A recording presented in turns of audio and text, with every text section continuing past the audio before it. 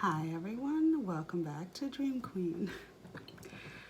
I'm a little not gonna lie, upset, I guess, or disappointed. Okay. There's gonna be no water today. Not sure if I'm gonna use the cards, probably not. I woke up this morning and I was feeling uneasy. Sorry, before I continue, just remember everything that if I share music or anything like that, or a verse or a quote or whatever, everything will be in the description, along with my other YouTube channels and along with my mentor, Jupiter 1111, and her mentor, and any other information. Now, let's get into this. I woke up this morning and I was feeling uneasy, a lot of anxiety. And whenever I feel that way, I take a minute, I sit down, and I try to figure out where it's coming from so I can just nip it in the bud. And I couldn't. Then usually every morning I write a quote. I have a whiteboard. I have multiple whiteboards. I have one in the kitchen where is right above our calendar for the kids. And I always try to write something inspirational. Sometimes it's related to school and work and, how to do your best, blah, blah, blah. Sometimes it can be a little bit more complex than that and I'll ask them, what do you think it means to you? Whatever. For those of you that are not aware, I have 4 children. I have a 14-year-old and a 9-year-old that are boys. And then I have identical twin girls that are 8. Now, my identical girls cannot be any more different than each other. And ever since they were babies, I always try to dress them separately because they are individual. They are not to be compared. One of my identical twins has narcolepsy with cataplexy. So I don't know if you checked out that channel yet or not. But the other one doesn't. And one of my sons has it as well. Now, why am I talking about my kids? Well, this is the reason why. This is why I brought them up. Identical twins share, there's different types. There's mirroring, there's a lot of different, within identical twins, there's different types of twins, I should say. My girls have always been about half an inch or less in height different.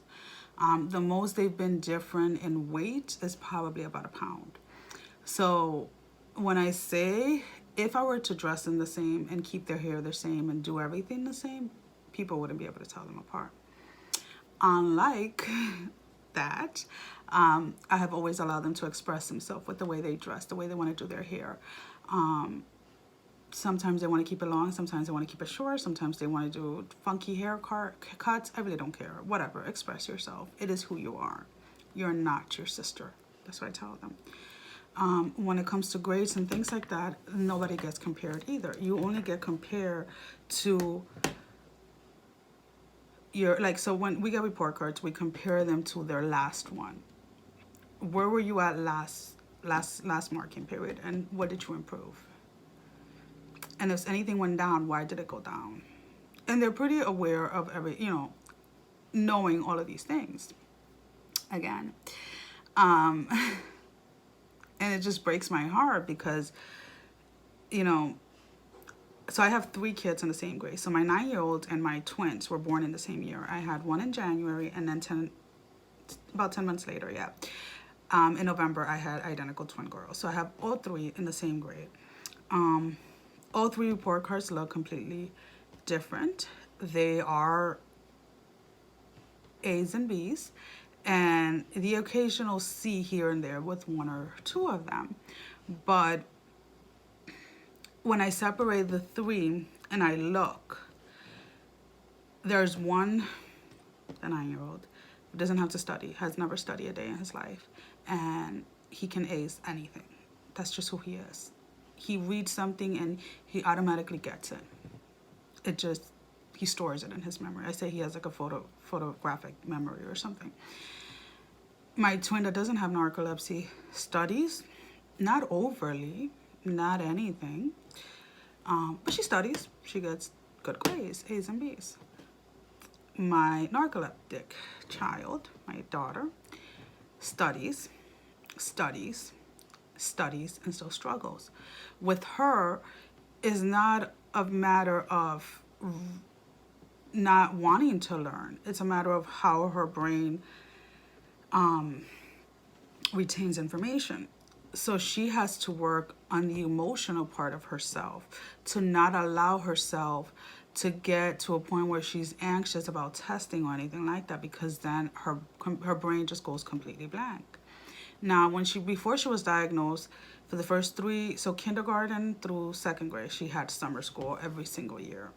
Not because she didn't try, she just wasn't retaining. And emotionally, she wasn't making the connection. So we started working with her, no, kindergarten to 2nd grade, sorry.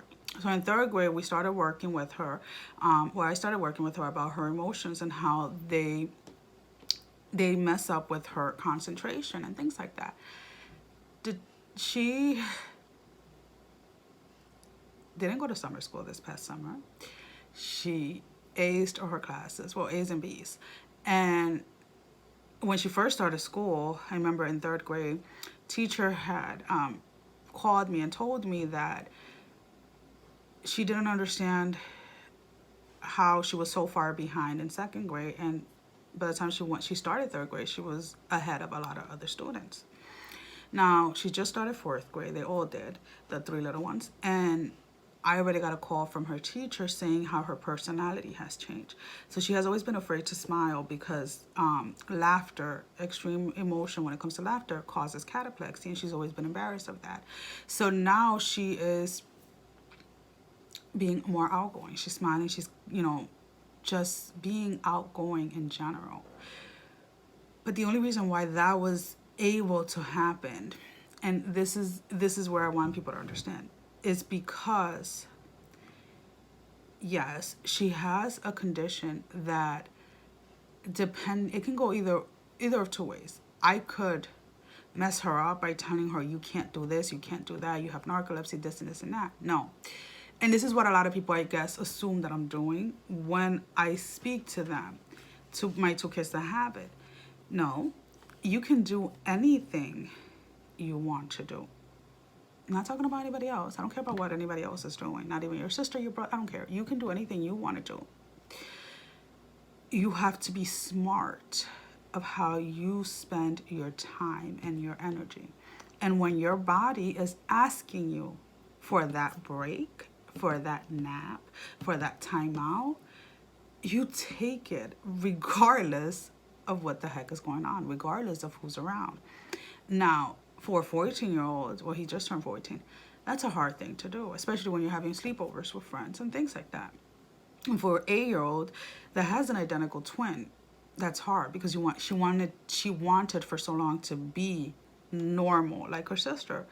Your sister's not normal either. None of us are. Like, get over it. And that's where I am getting at.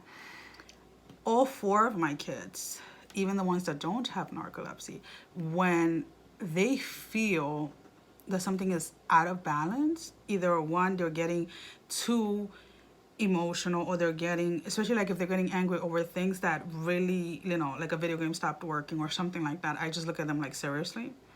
And they'll look at me and be like, yeah, I'm gonna go take a nap. Like, my brain needs a break. And this is all 4 of them. So at any given time, you can walk into my house and my kids are taking naps. Now, unfortunately, only 2 of them have the ability to do it when they're at school. Even though they don't do it, they just do like quiet time because they don't want to take naps. Whatever, I'll be taking naps all the time. Shoot, that's what I do anyways. But what I'm saying is, and I feel like this is a message to the divine feminine. We need to stop comparing ourselves to other people. I know I got so late into the message. It's been like almost 10 minutes, whatever. So when I was talking about quotes, so I decided to write it in my small whiteboard as well. So I wrote it here. This is what I have in my kitchen board. Comparison is an act of violence against thyself. Why are you intentionally hurting yourself by comparing yourself to other people. Why? Why? I don't get it. I just don't get it. And it gets me, it does. It hits that nerve inside of me, because it is not just a certain generation.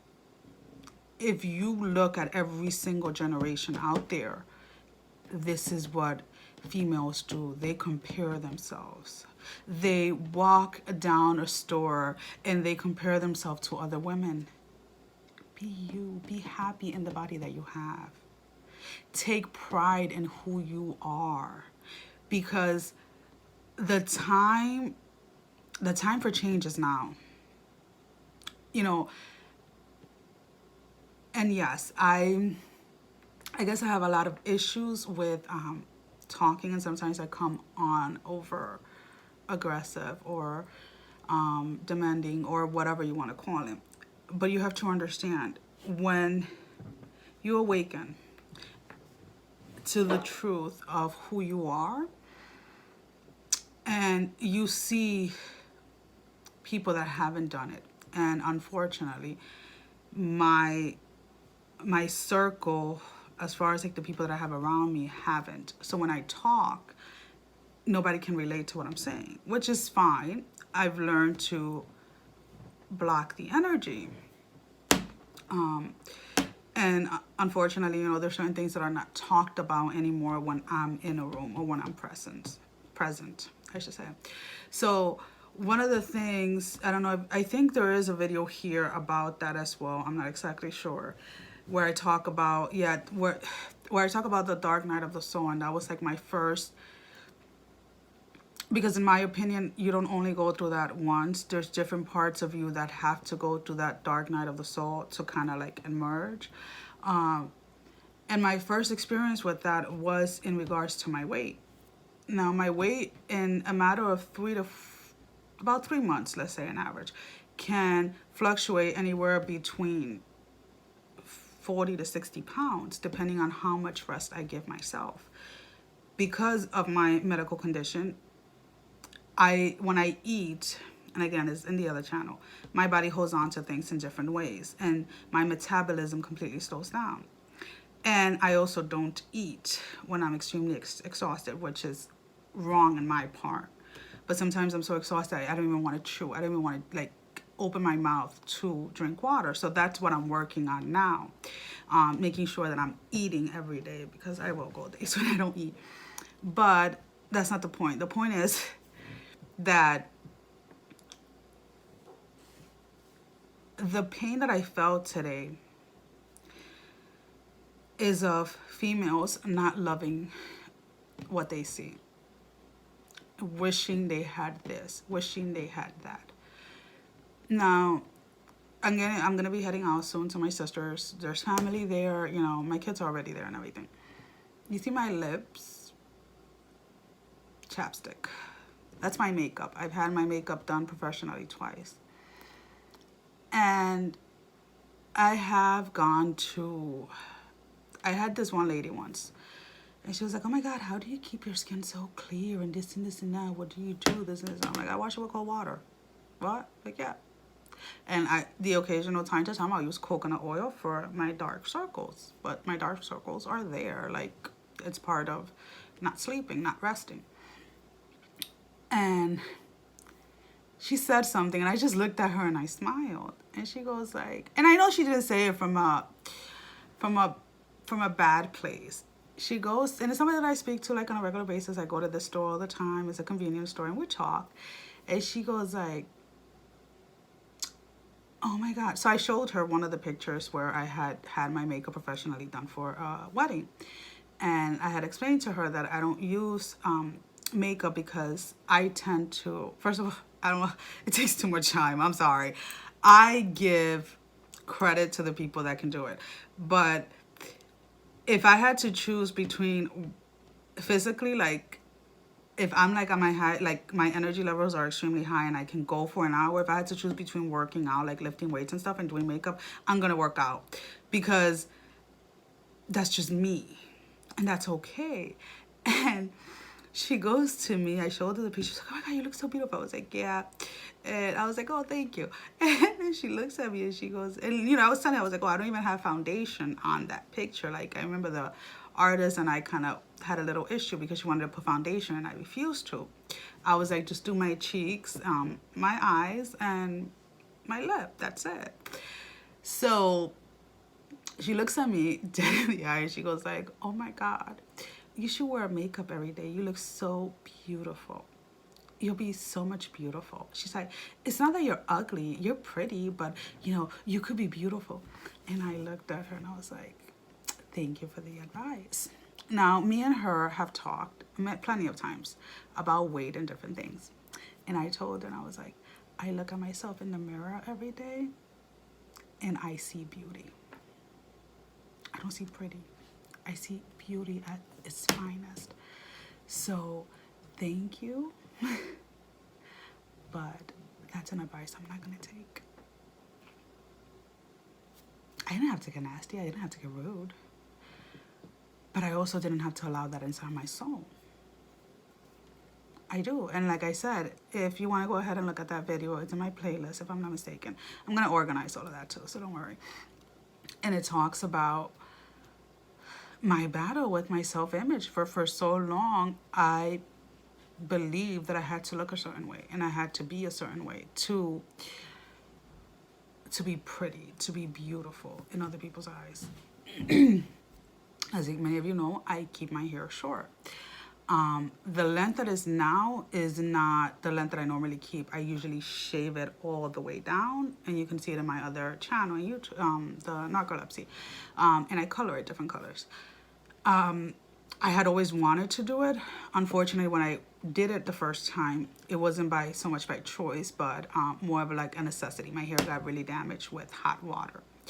I've had short hair about 90% of the time for the past like 6 or 7 years. When I first started cutting my hair, has it been 6 years? Yeah, I want to say about 6 years. And I grew up with long hair like down to my butt, always straight, because straight hair is beautiful. Yeah, every hair is beautiful. Curly hair, straight hair, wavy hair, blonde hair, orange hair, purple hair. Who gives a damn? It's just freaking hair. And that's what I'm getting at. Why are we spending so much of our energy in things that do not matter?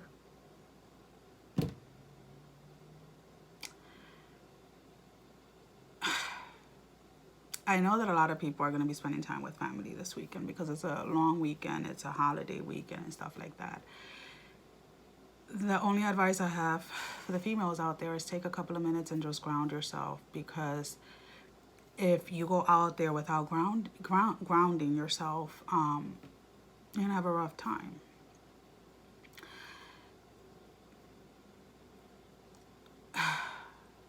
You know,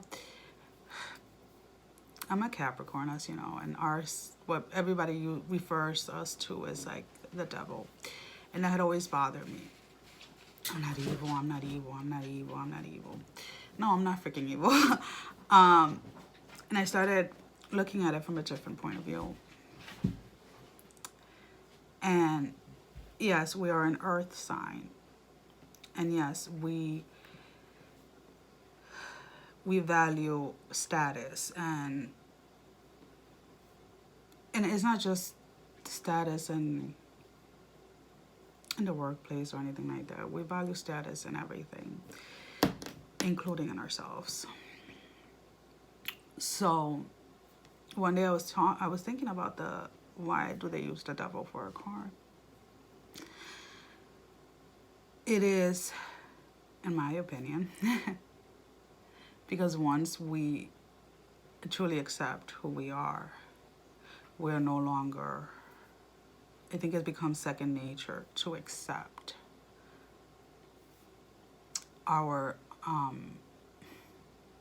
flaws, what society calls our flaws, and to accept our dark side. We all have to balance out. I have said it in one of my other videos. I can't remember which one. It's probably not even a horror, nothing to do with twin flame journey, but it might be in this list. I'm not sure. We are not just pure light. We are a combination of both, and we need to balance out. You want to say negative and positive, and it makes you feel better? We need to balance out the negative and the positive. And it's not, it may be completely balanced at times, but it's always going to fluctuate back and forth. But allowing that fluctuation to be smaller versus the bigger fluctuation is what we're aiming for, so that we can hit those perfect alignments more often. If that makes any sense. I don't know. I just had to say that because, God, you know, I started listening to songs and I was just like, screw it. Let's just put Spotify on. And that freaking song, Fucking Perfect by Pink. And I was like, oh my God. And then another song came up, Walk Away. Is it? Let me see.